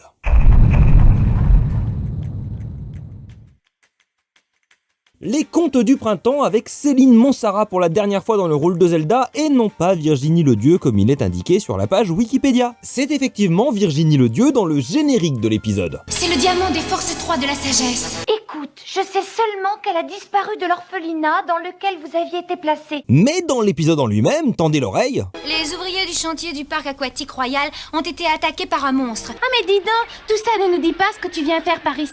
Céline Monsara est très reconnaissable. Donc voilà, vous me ferez le plaisir de corriger ça. Par une chaude journée de canicule, pour les plus jeunes qui nous regardent, dans les années 80 c'était environ 24 degrés. Au château, le roi se baigne dans la fontaine avec un petit cocktail. Il explique avoir ordonné la construction d'un parc aquatique pour que tout le monde dans le royaume puisse se baigner. Oh, attendez, est-ce que le roi serait un dangereux communiste qui offre des services gratuits publics au peuple? Ah non, tout va bien, son verre est vide et il appelle Esprit, son esclave personnel, pour le remplir. C'est un honnête propriétaire à fort patrimoine comme on les aime. Sauf que Esprit n'est pas là, elle est rentrée chez elle pour les vacances. Le fameux parc aquatique est en travaux. Les gardes triment en armure sous le soleil et on apprend que... Nous avons eu de la chance de trouver cette rivière souterraine. Non, Dilia, ça va être une fable écologique. Évidemment, la terre tremble, des geysers éclatent et des élémentaires d'eau attaquent les travailleurs. Alors que le chef du chantier rapporte la nouvelle, Zelda en profite pour faire une complisulte à Link. C'est une insulte qui ressemble à un compliment. À propos de monstres, où se trouve notre beau héros local? Et attention, grande nouvelle, Zelda va se lancer dans le stand-up. Elle travaille justement ses blagues. Tu as demandé un héros, princesse? Oui, mais je me contenterai de toi. Ils se rendent donc au parc et Zelda bolosse Link pour sauver une fleur. On est donc bien parti pour une fable écolo. D'ailleurs, pour en revenir à son spectacle, elle bosse aussi ses imitations, notamment celle de Sammy dans Scooby-Doo. Un monstre! Link, quant à lui, travaille sa répartie de héros. Je vais te sécher! Après la bagarre, Zelda observe qu'il ne s'agit pas de monstres de Ganon, mais ils sont alors emportés par le courant. On a une anguille qui renforce mes soupçons sur le kink BDSM des scénaristes, puis choque Link que Zelda doit sauver. Ils sont alors attaqués par les hommes crabes. Ah non, pardon, c'est juste des crabes. Zelda et Link ne peuvent pas tirer. Je ne peux pas tirer! Oh, et moi non plus! Du coup, pour s'en sortir, ils... tirent. Bon, Link tente un harcèlement de type aquatique, ce n'est pas très efficace. Le roi débarque alors pensant que les monstres n'existent pas vraiment, à l'instar de ses neurones. Je ne vois pas ce qu'il pourrait y avoir d'inquiétant dans un endroit aussi beau. Et cet endroit a été conçu pour mon bon peuple. Vous aimiez qu'ils mangent de la brioche? Je vous présente... qu'ils aillent à la piscine. Bon, le roi se fait agra par les créatures, comme disent les jeunes, Link plonge, mais le souverain a disparu tel un milliardaire dans un sous-marin contrôlé par une manette de Xbox. Nos héros demandent de l'aide aux Forces 3 qui est toujours complètement déchiré. Pour retrouver ton père, royale héritière, tu dois aller au fond de l'eau claire. Zelda l'embarque en mode baudruche et utilise un sort pour respirer sous l'eau. Ils trouvent une grille d'évacuation et sont attaqués par un gros poisson. Zelda est emportée, mais il utilise Cryos qu'on retrouvera dans Breath of the Wild. Link la rattrape et tente un baiser avec le scaphandre car être un prédateur n'est pas incompatible avec être un imbécile. Ils ressortent par un petit lac et Zelda dit avoir l'impression de connaître l'endroit. Des monstres attaquent et nos héros remarquent qu'ils apparaissent lorsque des éclairs frappent l'eau. Ces éclairs viennent des arbres et dans les arbres, Zelda capture une fée. L'heure est donc venue pour une guerre d'indépendance. Enfin, le peuple des lutins va se soulever contre le joug colonial de cette princesse oppressive qui... Le pauvre roi des fées était inquiet. Il est donc parfaitement normal qu'il défende son royaume. D'accord, mais vous condamnez l'attaque des monstres d'eau? Sans doute que hors champ, le roi a menacé de bombarder les fées pour qu'elles se calment, mais en tout cas, le roi des fées, Oberon, accepte l'armistice et il est tellement prolo. Et moi je pourrais faire trempette dans votre parc. Vous savez ce qui est rafraîchissant? Un bon petit doublage des années 80. Ouais, youpla, c'est ça la vie pour un lutteur. Hop là. Tout le monde se baigne alors dans la joie et la bonne humeur, les fées devraient pas trop se plaindre parce qu'on leur a construit un parc aquatique et Zelda accepte même d'embrasser Link, sauf qu'Esprit est revenu. C'est la fin de l'épisode, premier épisode sans Ganon d'ailleurs. Et oui, on est sur de la petite fable écolo un peu classique des années Captain Planet. Il faut respecter la nature et tout ira bien, et si jamais on pompe des ressources dans des pays plus pauvres, eh ben le minimum c'est quand même de demander la permission. On a aussi une exploration du lore d'Esprit, on rencontre son père et ses sœurs qui vivent donc dans la forêt. Assez classique des représentations médiévales des fées, des créatures sylvestres liées à la nature. Narrativement, l'épisode est très simple, ce qui lui évite de tomber dans les mêmes pièges que l'épisode précédent. Mais on appréciera tout de même le fait que ni Link ni Zelda n'ont besoin d'être excessivement stupides pour faire avancer l'intrigue. On essaiera juste de pas trop penser au fait que depuis, la forêt des fées a été rasée et que l'euro a été détourné par la Tingle Corporation pour faire du Kola Limpa. Je suis très fier de cette blague qui ne fera rire que 3 fans hardcore de Zelda. Il ne reste que 2 épisodes, alors jetons-nous sans attendre dans l'avant-dernier.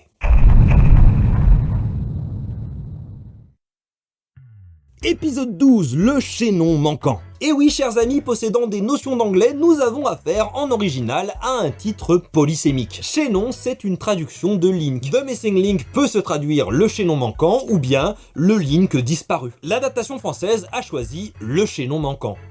Pas de bol, c'est un épisode qui nous parle d'une histoire de Link disparu.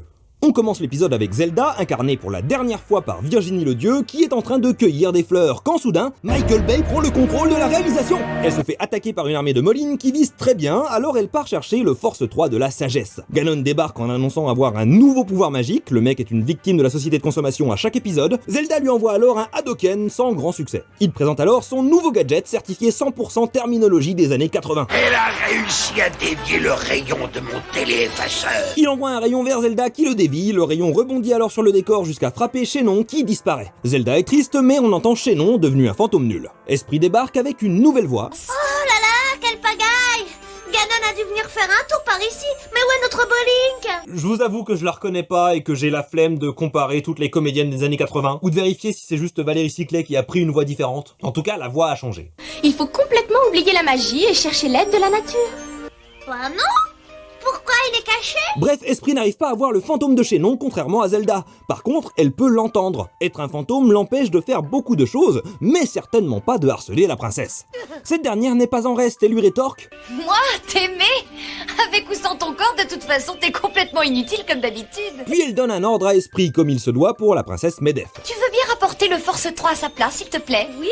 Chaînon en profite pour placer un second harcèlement, mais au lieu de s'intéresser au corps de Zelda, il ferait mieux de s'inquiéter du sien, qui est entre les mains de Ganon. Rangez vos fanfictions, c'était figuratif. La princesse ne reverra pas son beau héros. Je pourrais faire une blague, mais elle ne sera jamais aussi drôle que l'extrait tout seul. Je vous le remets. Zelda et Chaînon se rendent dans les souterrains et tombent sur une escouade de Stalfos. Zelda apprend à manier l'épée de Chaînon, ce n'est pas figuratif, et ce dernier en profite pour la backseater. Alors, j'ai conscience que tout le monde ne parle pas internet. Le backseat, imaginez que c'est quelqu'un qui est assis sur le siège arrière de la voiture et qui donne des indications au conducteur sur comment s'y prendre pour conduire et où aller sans y avoir été invité. Ah, typiquement dans le jeu vidéo, c'est quelqu'un qui te dit « mais va à droite, va à gauche, fais ci, fais ça, ramasse ça ». C'est tout bonnement détestable. Bref, en étant forcé d'employer les moyens de production production qu'elle possède, Zelda découvre la valeur véritable du travail de son employé. Mais avant qu'une leçon d'humilité ne puisse rentrer, Shennon décide de provoquer un scandale de RH. Cela dit, j'ai quand même réussi à te sauver. Je n'ai pas droit à un baiser. Ganon est confus quand il réalise que Zelda peut voir le fantôme de Shennon. Il nous révèle alors la révélation qui surpasse toutes les révélations. Zelda ne peut voir l'esprit de Link que s'il est amoureuse de cet imbécile. Zelda est donc amoureuse de Link. Et j'appelle merde de buffle. I call bullshit. Je n'y crois pas un instant. Ou alors il aurait peut-être fallu choisir pour illustrer que Shennon ne peut être vu que par une personne qui est amoureuse de lui, littéralement n'importe quel personnage qui n'a pas été établi précédemment comme étant amoureuse de lui. Si Shennon peut être vu par celle qu'il aime, alors Esprit aurait dû le voir aussi. J'appelle merde de buffle. Bref, Shennon est tellement content de cette révélation qu'il en oublie le principe d'infiltration discrète et qu'il grille leur couverture de par ses réjouissances. Zelda fout le feu, une solution toujours recommandée, et Shennon rejoint son corps gardé par un Stalfos. Donne-moi une bombinette, et vite. Une bombinette, c'est trop mignon. Zelda est capturée, mais Shennon explose son bocal et la sauve. Le repère s'effondre alors, les poussant à s'enfuir. Une fois sauvé, Shennon demande un baiser et Zelda est d'accord.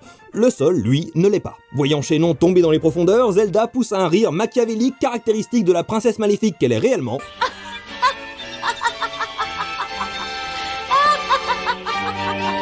Alors cet épisode, au-delà du coup manqué de la traduction du titre, c'est également un exemple parfait de « on a des idées, mais on va pas les assumer jusqu'au bout ». C'est un épisode où Link disparaît, mais finalement non. Il reste présent sous forme fantomatique tout du long, ce qui nous empêche de vraiment voir Zelda briller en l'absence de son preux chevalier. Pareil pour le délire de « on ne peut voir Link que quand on est amoureuse de lui », ce qui ne sert que de prétexte à ce que Link crie pour mener à une scène d'action. En gros, on a des idées, on les met dans l'épisode pour montrer qu'on a des idées, mais on sait pas trop quoi faire avec, du coup, elles sont juste là, quoi. La série, dans sa globalité, souffre de ça. Il est rare qu'une idée supplante le pitch de base ou le statu quo. En dehors de la transformation de Link en grenouille, la plupart des épisodes ne font pas grand-chose des idées qu'il propose. Et étonnamment, petite parenthèse, j'ai également retrouvé ça dans le film Mario Galaxy. Genre, sans entrer dans le spoil pour un film au scénario aussi fin que la troisième dimension d'un jeunesse, Mario et Peach sont séparés quelques scènes. Et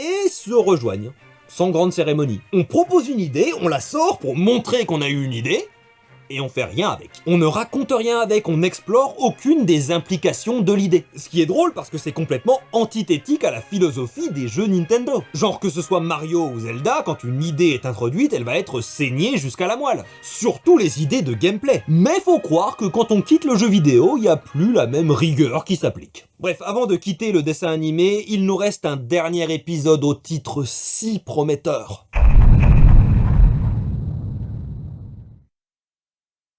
La révolte! J'ai tant d'espoir, tout le sous-texte que j'ai imaginé! La guillotine pour cette princesse maléfique, l'émancipation du peuple, la castration de Shennon au passage.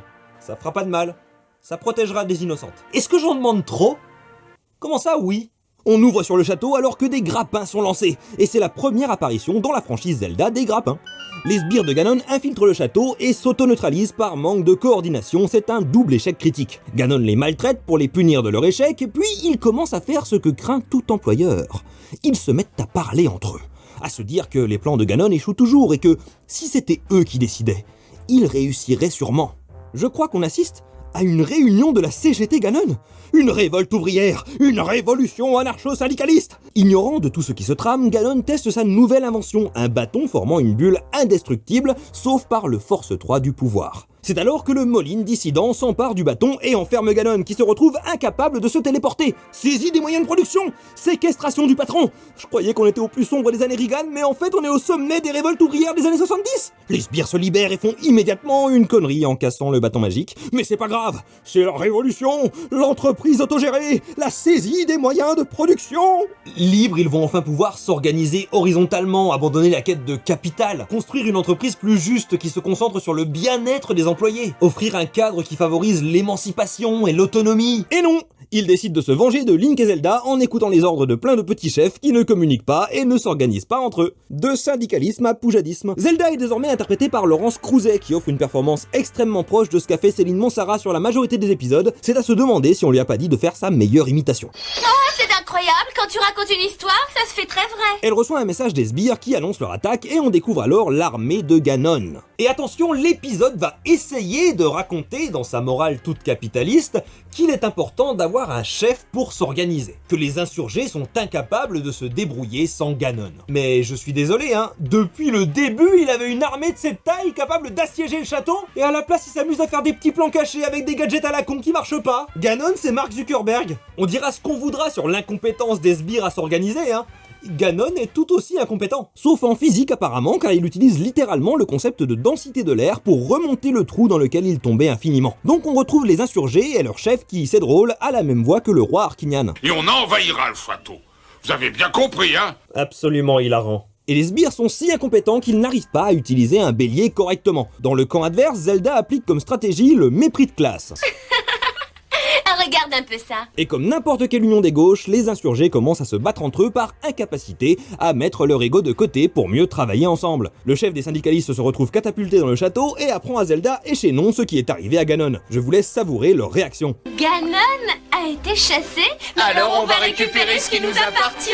Je vous le dis qu'ils veulent dominer le monde, ces chiens d'impérialistes. Xénon revient même en arrière pour abattre un prisonnier de guerre, comme tout bon colon. Nos gros guillemets héros partent en quête du Force 3 et se retrouvent face à un Dodongo lore accurate. J'adore les dinosaures.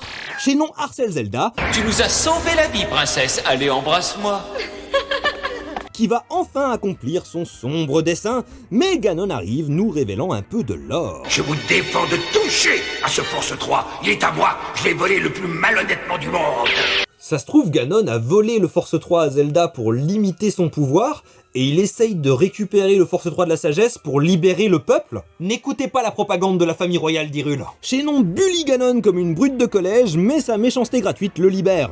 Pour une raison qui m'échappe, alors qu'à chaque affrontement dans le reste de la série, ils l'ont bolosse telle une énorme victime, ici il s'enfuit à la seconde où il est libre. Ganon est déterminé à mater la révolte et à ranger son armée pour ne plus jamais rien faire avec. Et ça part en BDSM. Et pour commencer, vous allez nettoyer toutes ces saletés. Et avec votre langue.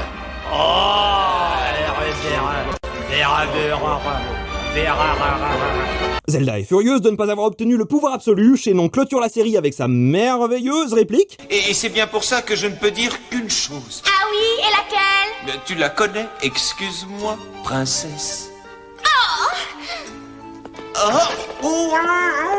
Et c'est la fin de cette série incroyable. J'espère que vous avez aimé que je vous la raconte en détail. Si je devais donner un avis global sur la série, au-delà de son potentiel mémesque incroyable, honnêtement il peut faire de la concurrence aux jeux CDI si jamais les YouTube Poopers s'y intéressaient, et ben mon avis serait pas très positif. Alors je vois que vous êtes sous le choc, hein. Je me suis beaucoup amusé devant, mais j'ai clairement beaucoup plus ri de la série qu'avec elle. À la surprise générale, c'est pas une bonne série, on est plutôt sur du bon nanar. Mais en dehors de quelques moments absolument lunaires, la série est majoritairement assez peu intéressante. C'est du dessin animé du samedi matin pas très recherché, de pas très bonne qualité, et honnêtement je pense que personne n'est surpris du fait que ça n'aura pas eu plus d'une saison.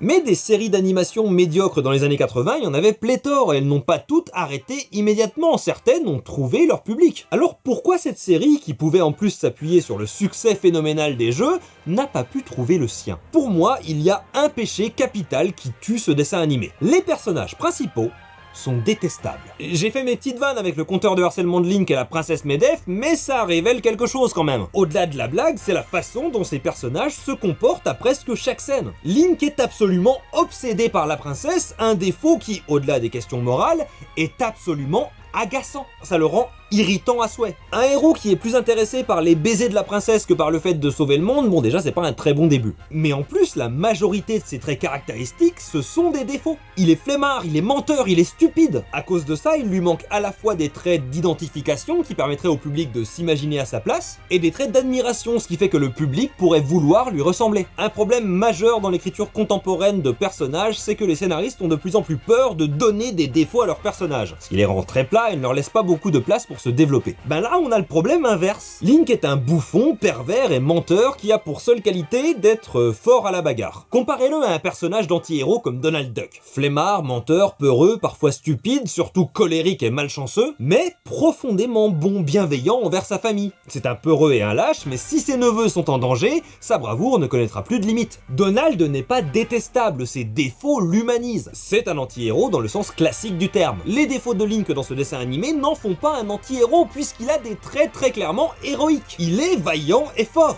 Sauf qu'il refuse d'utiliser ses qualités à cause de ses défauts, ou pire, qu'il les met au profit de ses défauts. Il devient une déformation malsaine de la figure héroïque. Au lieu de l'humaniser, ça le rend néfaste, presque mauvais par moments. Face à lui, on a Zelda qui, loin d'être aussi détestable, n'est pas très constante dans son écriture. Si le scénario a besoin d'une guerrière capable, c'est une guerrière capable. S'il faut une nunuche en détresse, c'est une nunuche en détresse. Les seuls traits qui restent constants, c'est le mépris qu'elle éprouve pour Link. Et pas d'une manière mignonne tsundere moi je te suis. Non, elle est insultante, à la limite de la maltraitance dans certaines scènes. Si lui ne la considère que comme un objet de désir, elle ne le traite que comme de la main-d'œuvre. Et à la limite, ça pourrait raconter quelque chose, être un point de tension, une source de conflit dramatique. Mais comme je l'ai dit précédemment, cette série pose des idées et ne fait rien avec. Le fait qu'elle méprise Link n'est pas relevé ou traité dans le récit. C'est un prétexte à des blagues, exactement comme le harcèlement de Link. Le but, c'est de créer du rire quand il se prend un vent, une claque, ou bien que, par miracle, elle accepte, mais que l'univers s'y oppose. Et si les héros sont superficiellement détestables, qu'ils n'ont pas de traits d'identification ou d'admiration, on est face aux 8 mots de la mort. Je me fous de ce qui leur arrivera. Et s'il y a bien une émotion qui est synonyme d'échec artistique,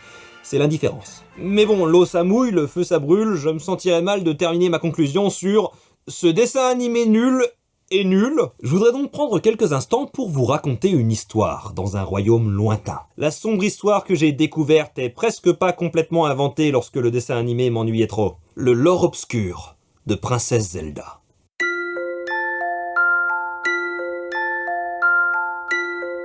Il existait 2 artefacts qui, une fois réunis, conféraient la surpuissance et la domination du royaume à quiconque les réunissait. On ignore combien de temps ces artefacts ont été en possession de la famille royale, mais de mémoire d'homme, ils semblent avoir toujours régné sur le pays imaginaire. Peut-être qu'un lointain ancêtre a fondé le royaume à l'aide des Forces 3. Peut-être que le royaume n'existait pas il y a à peine quelques années, et qu'une magie puissante a permis à une jeune magicienne et son père d'usurper le pouvoir comme s'il leur avait toujours appartenu. Fort de ce pouvoir, de ce trône et de son armée, le royaume s'est imposé sur les puissances plus faibles, notamment le royaume des fées et des lutins. Impuissant, le roi des fées, Oberon, fut forcé d'offrir sa fille Esprit en servitude et en otage au cœur du château. Combien de temps cette servitude dura, difficile à dire. Les fées vivent longtemps. Peut-être que ceux qui possèdent les 2 artefacts deviennent immortels. Difficile à savoir. Tout ce dont on est sûr, c'est qu'un jour, un sorcier déroba le Force 3 du pouvoir. Ses intentions, aussi maléfiques furent-elles, menacèrent l'équilibre des régents. Si la famille royale avait été légitime, nul doute qu'elle aurait pu soulever son armée et l'envoyer récupérer l'artefact écrasant les forces du sorcier, mais elle ne fit pas ça. Elle préféra s'offrir les services d'un mercenaire, un chevalier venu d'un pays voisin, ne connaissant pas la magie. Après tout, elle n'est peut-être que le fruit des artefacts et ne serait pas répandue en dehors de ce royaume. Le chevalier, appâté sans doute par la promesse d'un mariage au sein de la famille royale, fut assigné à la garde de l'artefact restant, dernière garantie de l'autorité du pouvoir en place. Peut-être que cette promesse de mariage finit par lui faire tourner la tête, le rendant impatient, le poussant à réclamer, encore et encore auprès de la princesse, son dû, sa digne récompense pour la mission qui lui fut confiée. Mais la princesse avait d'autres priorités. Récupérer l'artefact, consolider son pouvoir à jamais, retrouver son immortalité. Comptait-elle réellement épouser le chevalier ou utiliser son obsession pour elle afin de le maintenir entre ses griffes? Après tout, ce héros était sans doute sa meilleure chance d'accomplir ses sombres desseins. Nous ne saurons jamais comment se termine cette histoire. Mais le sorcier ne semblait pas capable de tenir longtemps tête à ses adversaires. Nul doute qu'il aurait fini par être renversé par ses propres sbires ou piégé par les stratagèmes de la famille royale. Et le Force 3 du pouvoir reviendrait alors entre les mains de la princesse, dont le règne éternel ne serait plus jamais remis en question. Quant au héros, sans doute finirait-il sa vie une fois son utilité dépassée, attaché, pieds et poings liés, dans une cellule froide, dont il ne sortirait que lorsque la princesse aurait envie de s'amuser. Je vous assure que si vous acceptez mon lore sombre comme vrai, le dessin animé devient tout de suite beaucoup plus supportable. Et ça explique même pourquoi il y a autant de bondage. J'ai pensé à tout. Où est-ce qu'il s'inscrit dans la timeline Zelda, me demandez-vous? Et je vous répondrai que la timeline Zelda est stupide et que je refuse de m'abaisser à la considérer comme autre chose qu'une stupidité. N'hésitez pas à me dire en commentaire si vous souhaitez que je consacre une vidéo à expliquer pourquoi je n'éprouve que du mépris pour la timeline Zelda. J'espère en tout cas que vous aurez apprécié ma rétrospective sur ce dessin animé et que vous aurez ri avec moi et de lui. Et pas l'inverse. Sinon je suis triste. En tout cas maintenant vous savez ce qu'il s'y passe et vous avez une tripotée de mèmes à utiliser. Faites des captures d'écran. Rentabilisez. Cette vidéo a été réalisée sans IA, avec mes petites mimines. Peut-être que ça peut justifier de rejoindre les personnes qui rendent mon travail possible. Parce que prendre 4 mois pour préparer une vidéo aux petits oignons comme celle-là, ça ne peut pas se faire sans le soutien des gens sur Patreon et YouTube. Et j'ai conscience que j'ai été longtemps absent, je m'en excuse, mais c'est pour ça que j'ai lancé le Tropcast, un podcast exclusif pour les personnes qui soutiennent la chaîne. Le premier épisode parle du jeu Outer Wilds et a comme invité le merveilleux comédien Sébastien Minéo. Les podcasts, c'est un moyen pour moi de quand même donner quelque chose aux personnes qui me soutiennent quand il y a des longues périodes comme ça sans sortie de vidéo. Même si dans les faits, je continue de sortir des vidéos très régulièrement sur les formats verticaux. Je prends du temps sur la chaîne principale, mais je suis très présent sur les réseaux. En tout cas, il y a ce podcast exclusif, je sais pas si un jour je le rendrai public. C'est possible que ça devienne une série de podcasts qui soit exclusif pendant quelques mois ou un an sur Patreon, mais qu'ensuite je le publie pour tout le monde après cette période d'exclusivité passée. Je sais pas, j'ai pas encore décidé. Donc voilà, ça vous fait une raison de plus de soutenir la chaîne. Et si je vous manque trop sur YouTube, tous les mercredis, vous pouvez me retrouver dans la table enchantée en tant que joueur. C'est un actual play de Donjons et Dragons très cool qu'on a tourné sur un plateau de télé.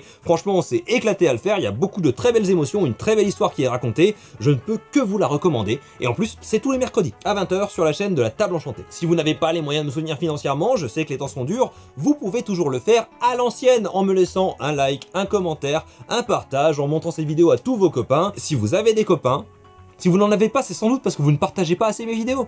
C'est prouvé. Scientifiquement, source T'inquiète frère. N'hésitez pas aussi à me suivre sur les réseaux pour également avoir mes actus doublage. Parce que oui, aussi une des raisons qui fait que je mets beaucoup de temps à produire des vidéos, c'est que je suis en train de construire une nouvelle carrière, dans un métier très difficile d'accès, parce que je suis quelqu'un de très sain d'esprit. Si ça vous intéresse, suivez mes réseaux, rejoignez le Discord et je publierai de temps en temps des actus à ce sujet. C'est aussi cool pour les actus conventions. Bref, j'espère que cette vidéo vous aura plu, merci beaucoup d'avoir regardé jusqu'au bout. Comme d'habitude, je bourre l'écran de fin de pub, donc n'hésitez pas à laisser tourner si vous voulez me soutenir sans avoir pour autant les moyens de le faire. Évidemment, si vous avez un bloqueur de pub, ce qui se comprend très honnêtement, vous pouvez aussi juste laisser tourner pour le watch time. Je vous remercie encore, je vous dis à la prochaine pour une nouvelle vidéo, Tropper, out. Et là, on a fini de tourner. Un énorme merci à Morgan Omlenko, Pouillou, Femto, Makoto Oba, Eddie Rockmer, Manuel, Aegolius, Emma Ben Naïm, Arthur Burger, Salariel M, Orionas, Jalvorondil, Pierre-Charles David, Azerxim, Ascetix, Léof, Jogi en Jogging, Ali, John M, Aristide Lagoupi, Sanosferatu, Jérôme, Baphomat, Joe, Ghostitis, Pam, Savane, Mauvais Ours, Sandrexen, Miguel Martin, Guillaume Philibert, Tiamat, Matatias, Guillaume Païs, Amasia, Valentin Guyonneau, Teiki Babette, Useless Puppet, Igahara, Yann Yves, Rider 1362, Quentin et Julie, Adrien Grandjean, Ménégol, Fly YF, Yannick Biche, Mirukas, Thomas Wickham, Muerte, Serpent Fou, Maxime RM, Sapin Zadiste et Léo.